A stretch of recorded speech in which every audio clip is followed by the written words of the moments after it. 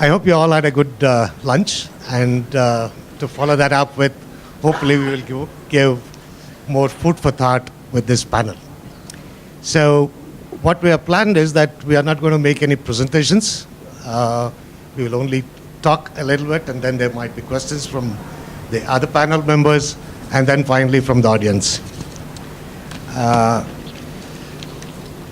I will first ask the panel members to introduce themselves from the left extreme. Hi, I'm audible? Yeah, hi, I'm Manisha Chabra, and I'm representing UPL Limited over here. So in my past, I'm basically from pharma domain. So I worked in 3 pharmaceutical organizations before this, McLeod's, Jubilant, and Mankind. So hope I would be helpful to you if you have any queries related to any issues related to patent drafting and claims prosecution. For in basically my expertise in pharma, so I would be able to help you in that. Yeah. Hello, good afternoon. I'm Sanchita Ganguly, and I'm a PhD in zoology from Calcutta University. And I am with S. Majumdar and Company for the last 17 years. And before this, I was had a small stint in teaching, lectureship in Kolkata itself. And I practice mainly on the pharma and the biotech field with patent drafting and prosecutions and hearings, of course, and some opposition and litigation. And I think I'll be able to help you out if there is any particular questions on any of the topics. And let us hope and make this a good interactive event. Thank you. Thank you, Sanchita. Sorry. And now for Jimi Hendrix. My name's Stephen Geary. I'm a European and UK patent attorney, and my firm is called Borden and Associates, which I've just taken over from my partner, Peter Borden. We're a small firm, but there's Peter, myself, and Jodie Flynn, and 3 other people. I have nearly 30 years experience in the patent profession, and I'm the least experienced person in our firm.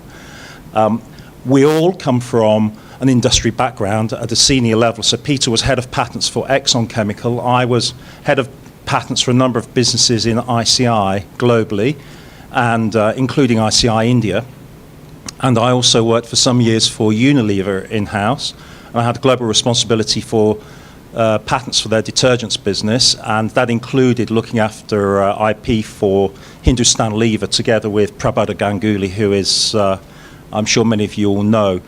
So I've been coming to India since 1994, long before it became fashionable for Westerners to sort of come over here on a regular basis. But so I developed I was enchanted and developed a love affair with the place and the history and the culture, but particularly the energy and the vibrancy of innovation, and also the rather interesting challenges that patent law in particular brings for those of us from Europe who have to look at things such as natural products and traditional therapies and medicines and what have you.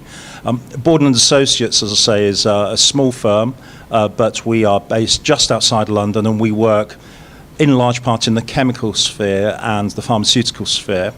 And we have extensive experience of European Patent Office oppositions and appeals.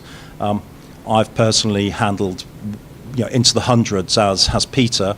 And Jodie Flynn, my other colleague, she works exclusively in pharmaceuticals with companies such as Abbott and J&J and John Wyeth. And we also work with a lot of small, medium-sized enterprises, both on the proprietary side, but also on the generic side of things. So we've got a long history and experience, and the key thing that we try to bring to our work is that we're not simply private practice attorneys, we're in-house attorneys who happen to work in a private practice environment. So with our clients, we try to work as quasi in-house counsel. Thank you.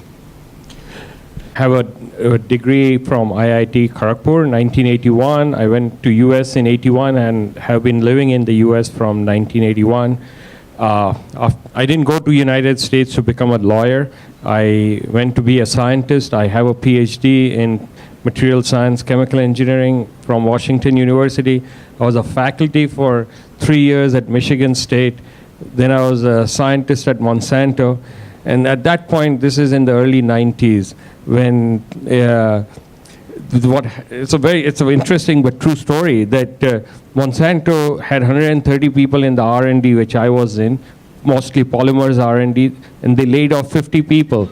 And guess what? All of the 50 people who were laid off were age 50 and above. And in those days, I was like age 33 or 32. I said, man, if this is going to happen to me, what am I going to do? So I said, I need to look for an alternate career. So what was the alternate career? I said, let's try going into law. Okay, so, and IP law would be a good area to go. So I don't regret having gone into IP. So I did a law degree part-time, which is very common in US to do. Went part-time law while working full-time as a scientist, 92 to 96. And by the way, my wife had already graduated from law school in 92, okay? And she's an immigration attorney. So from 96 onward, I've been practicing law in the US. Initially, I started off at what is possibly the largest IP boutique in US called Fish & Richardson. So this is in 96. In 97, one of my senior partner comes to me and says, hey, Raj, I'm going to Morrison & Foster. Do you want to join me? I said, how does it make a difference? Every American law firm has two names, A and B or something or other. Okay, Fish & Richardson, Morrison & Foster. Okay, I said, okay, I'll go. So Morrison & Foster, by the way, it turns out to be, which I had no idea at that time, it turns out to be the top 20 law firm in the United States. Okay, so now I started Morrison & Foster, 97, and it turns out that the best law school for patent law in United States is George Washington University. And Morrison & Foster's DC office was in the campus of George Washington University. In US even, these universities are big landlords, by the way, okay? They own so much property, okay? So I said, hey, why not go and get an LLM? So then I ended up getting an LLM from George Washington University. And turned out that my thesis advisor was Judge Rader. Okay, so Judge Rader and I became very good friends, and we still are very good friends. Okay, and then lo and behold, to make this long story short, I wrote a thesis on the doctrine of equivalence. Okay, and that thesis got published in the Harvard Journal of Law and Technology. And thank you. No. Okay, so this is just to tell you how life moves on. And I won't even tell you how actually it got published, because that itself is an interesting story. Anyway, it got published. I became a partner in 2004 at Morrison & Foster. So what happened in law firms like Morrison & Foster in US, the criteria to become a partner is, does this person have candle power? Okay. So you may say, what is candle power? Basically, so the fact that I got an LLM and the fact that my paper got published in Harvard Journal of Law and Technology, I think I proved my candle power, okay? Anyway, so there I became a partner in 6 years, which was very good. And then in 2007, I said, let me try going to a small boutique, so relatively small. So I went to Darby & Darby as the managing partner for the DC office. And it's a 125 lawyer attorney IP boutique. Pretty quickly, I realized that this was a mistake, because both the two guys at the top were constantly fighting. So I left that firm, and in January 2009, I started as a partner at Pillsbury. And by the way, in 2010, Darby & Darby disappeared, okay? So I had seen the writing on the wall. It blew up, okay? So I was at Pillsbury from 2009 till 2017. By 2017, I again saw the writing on the wall. My billing rate had gone up to almost $800 per hour. And I said, this doesn't make any sense. So I said, why would, I don't even believe I'm worth $800 per hour. But, in US, they all make you feel like you are, okay? So anyway, bottom line is, in end of 2007, I started my own law firm called the Dave Law Group. 2017, okay? started Dave Law Group. 2018, I came to US with my good friend Naren. He invited me. He says, why don't you come and check out India? I said, let me do that. So I came to 2018 here. When I came here, I got a chaired professorship at Gujarat National Law University. So now I wear two hats. One as the chair professor of Gujarat National Law University, and I have my own law firm. And starting January of this year, I have opened an office here, a back office, I would call it. It's because I'm not a registered lawyer in India as of now. I have a back office. We have a team of people who we have hired. The other people who joined my firm in the US is a former Deputy Chief Patent Counsel of Medtronic. He used to manage $80 million worth of worldwide prosecution. So he decided to join me. So we have offices right now in India, US, Japan, and Israel. And I think one final point. Last year, I made the least amount of money that I've ever made as a lawyer, but I had the most amount of fun in my life. So I think that's where I am today in my life.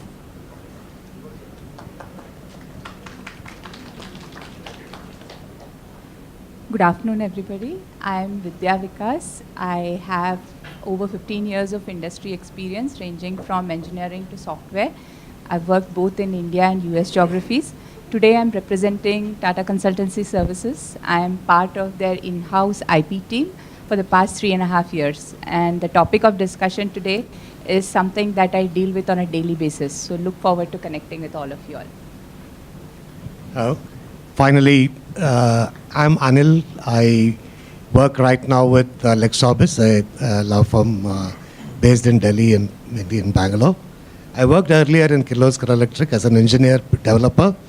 Last 15 years, previously for 15 years, I worked with Philips, and that's where I entered the IP field. So today it's my pleasure to moderate this session and take it on further.